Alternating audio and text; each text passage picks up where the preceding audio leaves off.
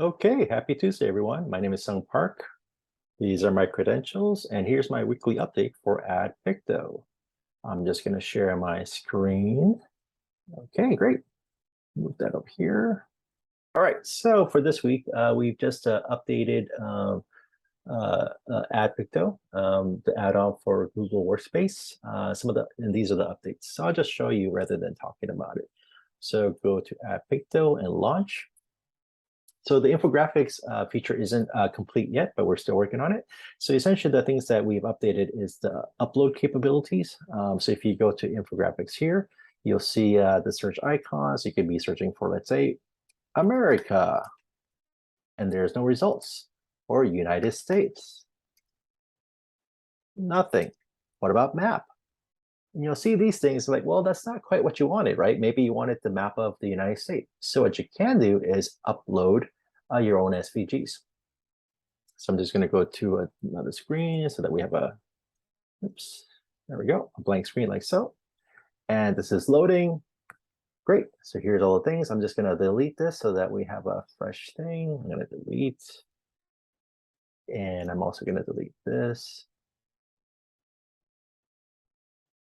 Okay, so these are some of the things that I've uploaded, but let's say you wanted to upload something, you click on choose, and in your desktop, you can find an SVG that you wanted to upload. So I've already created something here called us.svg,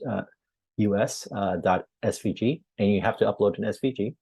And then when you open it, it will then upload that SVG from your desktop, and now you can select that and then use that for your infographics.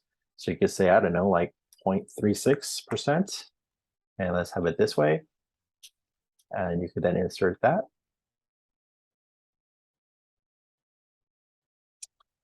Like so. There we go. I'm going to shrink this down a little bit. Great. And then you could have some text here. Right. And it could be like 36% of Americans love cats. Well, it would help if I had, oh, and great. And so now you have a visual to help go with the text. Pretty neat. So some of the other things you can do, again, is upload things. So I've uploaded some other things like this clock looking thing. That way, when I use a pi and have it starting from, let's say here, and I could have that be represented with 12 hours, like so.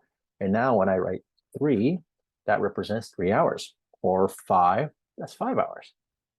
So you could say, oh, I don't know, like 8 hours, let's say. I could insert that.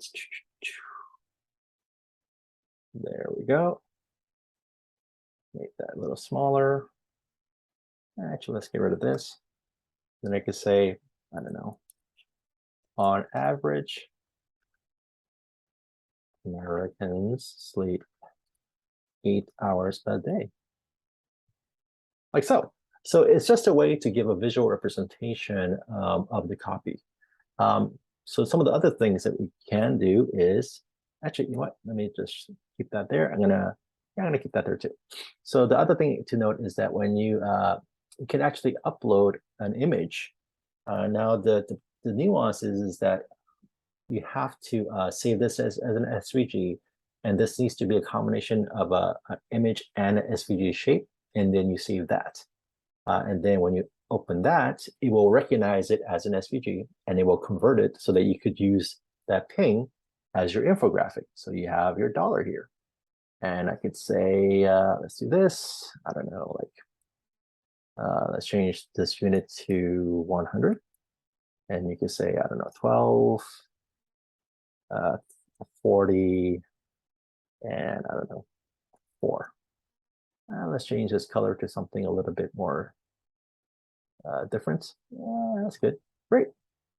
I can select this thing, the infographic, and with that selected, if I were to click on insert, it will replace that infographic with the one that I've been working on, which uses the US dollar image as your infographic. And you could then change the copy to reflect whatever it is that you wanted to say.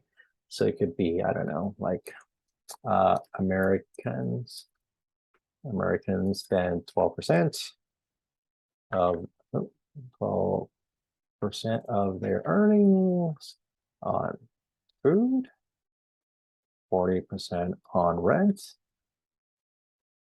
and 4% on their what? Streaming services. I have no clue if this is right or wrong, but you can see how this infographic could be used. Or it could be used as like a, to say like, what's the United States government spending their money on, for example. So the main point is that this helps you convey visually the information that you have in text. So instead of like, for example, just having text, it's not that engaging. And so by having a visual, you just have more of a connection with your audience when you're trying to convey some stats. So that is it. Oh, yeah, I forgot to add some other bugs. So we are still working out the kinks, so it's not quite ready for prime time. And I'll give you an example of what that means. So I'm going to change this to unit to 1. And let's say I want to have a auto of 2 or 3, whatever the default you want, but I'm just going to do 1 so you can see it a little better. So what this is doing is that, as you can see with the selection, there's all of this extra space on the top and the bottom. So when I am going left to right, and I were to do like 0.1, which is essentially 10%, I could change the direction and it is 10% of the whole. But now when I change the vertical, you don't see anything. And that's because it's measuring the total height and using this total height as 100%, or in this case, a unit of 1.